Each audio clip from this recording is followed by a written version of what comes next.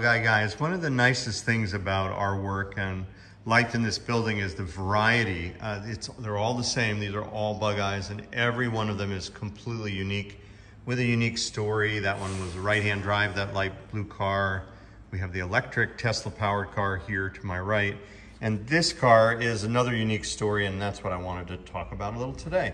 This is a fascinating project for us. I wanted to share what we did here, because if you look in your screen now, we'll put in a still photo here of how this car looked up until today.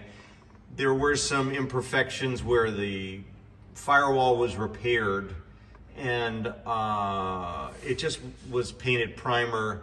There was rust on the heater box because the paint had just sort of failed. You should be able to see that in the photo.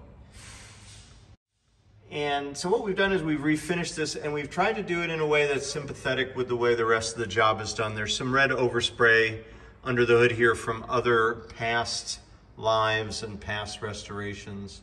But I'm just proud of the fact that we could bring this up a notch and still have this car have its kind of patinaed look.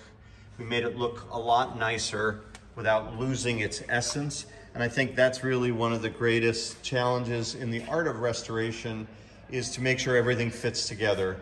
And it does here on this car, Tate, that we have for sale here at Bugeye Guys.